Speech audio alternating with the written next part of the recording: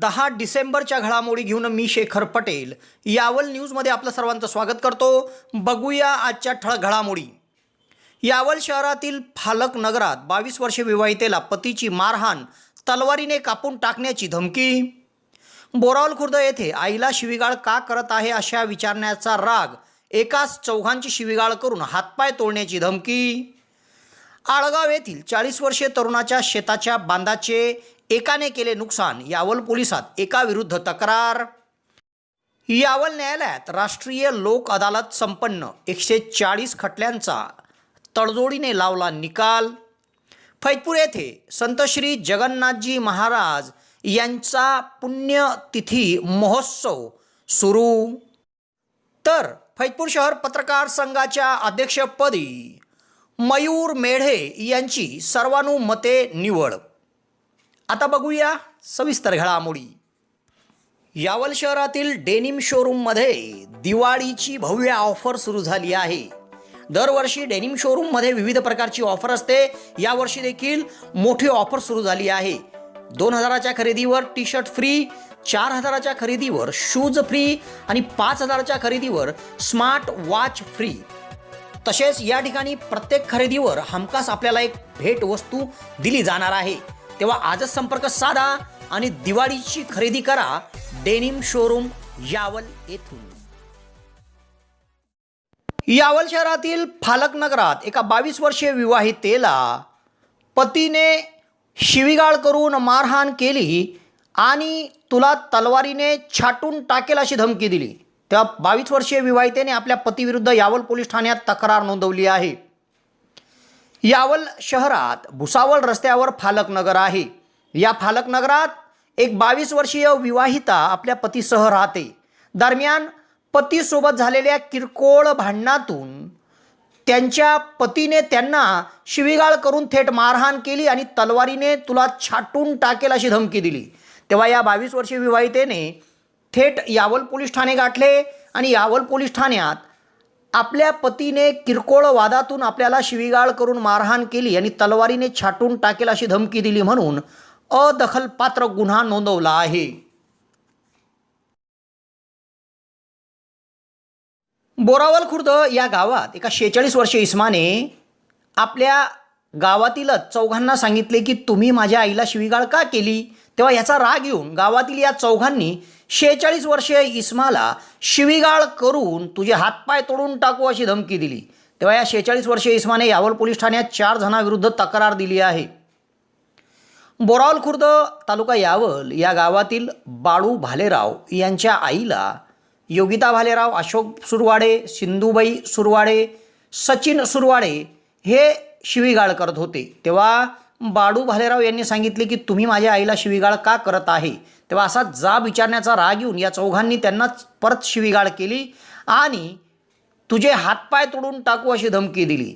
तेव्हा बाळू भालेराव यांनी बोरावल खुर्द गावातील या 4 जणांविरुद्ध यावल पोलीस ठाण्यात तक्रार नोंदवली आहे।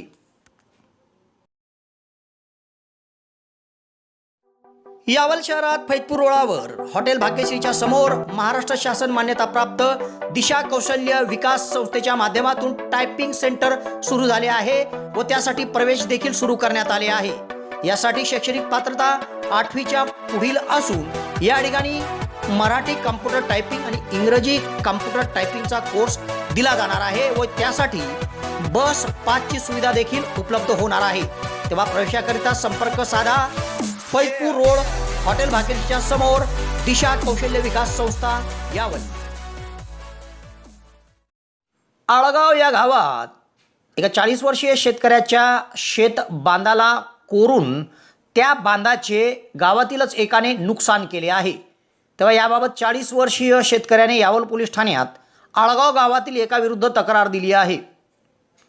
आळगाव तालुका यावल या गावातील शेतकरी नरेंद्र जगतापराव पाटील वय 40 वर्ष यांनी यावल पोलीस ठाण्यात दिलेल्या तक्रारीनुसार आळगाव शिवारात त्यांचे शेत आहे।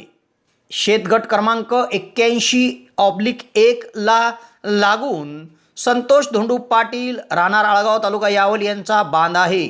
तेव्हा त्यांनी त्यांच्या बांधासोबत नरेंद्र पाटील या शेतकऱ्याचा बांध देखील कोरून टाकला आणि नुकसान केले। तेव्हा याबाबत नरेंद्र पाटील यांनी संतोष पाटील यांच्या विरुद्ध आपल्या शेतगट क्रमांक 81/1चा बांध कोरून बांधाचे नुकसान केले म्हणून तक्रार नोंदवली आहे. यावल येथील न्यायालयात शनिवारी राष्ट्रीय लोक अदालतीचे आयोजन करण्यात आले होते. यात दिवाणी, फौजदारी, वित्तीय संस्थांसह दाखल होण्यापूर्वीचे एकूण 140 प्रकरण तडजोडीने निकाली काढण्यात आले. यातून एकूण 46,63,000चा वसूल झाला आहे. या राष्ट्रीय लोक अदालतीमध्ये वड्री ग्रामपंचायतच्या शेती संदर्भातील गेल्या 16 वर्षापासून न्याय प्रलंबित खटला देखील तडजोडीने निकाली काढण्यात आला आहे. महाराष्ट्र राज्य विधी सेवा प्राधिकरण मुंबई तसेच जिल्हा विधी सेवा प्राधिकरण जळगाव यांच्या आदेशान्वये यावल येथील न्यायालयात दिनांक 9 डिसेंबर शनिवारी राष्ट्रीय लोक अदालतीचे आयोजन करण्यात आले होते. सकाळपासूनच याकरिता न्यायालयात प्रचंड गर्दी झाली होती. सकाळी 10 वाजेला तालुका विधी सेवा समितीचे अध्यक्ष तथा दिवाणी न्यायाधीश SB वाळके यांच्या मार्गदर्शनाखाली पॅनल प्रमुख सहदिवाणी न्यायाधीश VS डांबरे, पॅनलचे सदस्य ॲडव्होकेट निलेश मोरे यांच्यासमोर कामकाजाला सुरुवात झाली. विविध प्रलंबित दावे यामध्ये 278 फौजदारी प्रकरण, 62 दिवाणी प्रकरण असे एकूण मिळून 350 प्रकरणांपैकी 39 प्रकरणांचा समझोता झाला आणि त्याचा निपटारा करण्यात आला. यातून 14,02,228 रुपयाचा वसूल झाला. तसेच बँकेची आणि इतर वित्तीय संस्था, यावल तालुक्यातील ग्रामपंचायतचे BSNL, विद्युत वितरण कंपनी आदीच्या दाखलपूर्व 3,097 प्रकरणांपैकी 102 प्रकरणांवर आपसात तडजोड करून निपटारा करण्यात आला व यातून वित्तीय संस्थांचे तब्बल 32,61,606 रुपये वसूल झाले आहे. तेव्हा या राष्ट्रीय लोक अदालतीमध्ये एकूण फौजदारी, दिवाणी आणि दाखल होण्यापूर्वी असे 3,447 प्रकरण ठेवण्यात आली होती. त्यातील 141 प्रकरणांचा निपटारा झाला आणि 46,63,834 रुपये वसूल करण्यात आले. या लोक अदालतीकरिता गटविकास अधिकारी डॉक्टर मंजुश्री गायकवाड, न्यायालयाचे सहाय्यक अधीक्षक BK मोरे, लघुलेखक RS बळगुजर, लिपिक CM झोपे, SR तळवी, कनिष्ठ लिपिक HG सूर्यवंशी, GS लाड, HJ Thakur, DA Gawande, PD Chauhan, SS Jhambare, शिपाई MD जोशी, DR पाटील यांनी परिश्रम घेतले. तर या लोक अदालतीकरिता वकील संघाचे अध्यक्ष सचिव advocate Suralkar, advocate Khalid Shaikh, advocate Gaurav Patil आदींनी मदत केली. तर 16 वर्षापासून प्रलंबित वड्री ग्रामपंचायतचा शेतीचा खटला हा देखील यात निकाली निघाला आहे. वड्री ग्रामपंचायतची शेती गट क्रमांक 273 ही इस्माईल तळवी यांच्या ताब्यात होती व त्या शेती संदर्भातील खटला यावल न्यायालयात दिनांक 1 जानेवारी 2007 रोजी दाखल करण्यात आला होता व तेव्हापासून गेल्या 16 वर्षापासून हा खटला प्रलंबित होता. तेव्हा या खटल्याला सरपंच अजय भालेराव, माजी सरपंच तथा विद्यमान सदस्य ललित चौधरी, वड्री ग्रामपंचायतचे उपसरपंच पंकज चौधरी, वड्री ग्रामपंचायतचे ग्रामसेवक तथा ग्रामसेवक संघटनेचे तालुका अध्यक्ष मजिद तळवी यांच्या पुढाकाराने तडजोड करण्यात आली व ॲडव्होकेट विजय B तायडे भुसावळकर आणि ॲडव्होकेट अजय कुलकर्णी यावलकर यांच्या पुढाकाराने या राष्ट्रीय लोक अदालतीमध्ये तडजोड करून हा खटला निकाली काढण्यात आला आणि वड्री ग्रामपंचायतच्या ताब्यात आता ही शेतजमीन अधिकृतरित्या सोपवण्यात आली आहे. त्याचप्रमाणे या राष्ट्रीय लोक अदालतमध्ये ग्रामपंचायतची घरपट्टी आणि पाणीपट्टीची थकबाकीदारांचे एकूण 1,999 प्रकरण ठेवण्यात आले होते. यातील तडजोडीने 87 प्रकरणांचा निपटारा करण्यात आला व ग्रामपंचायतचा 8,19,231 रुपयाचा देखील यात वसूल झाला आहे. एकूणच मोठ्या उत्साहात यावल येथील न्यायालयात राष्ट्रीय लोक अदालत पार पडली.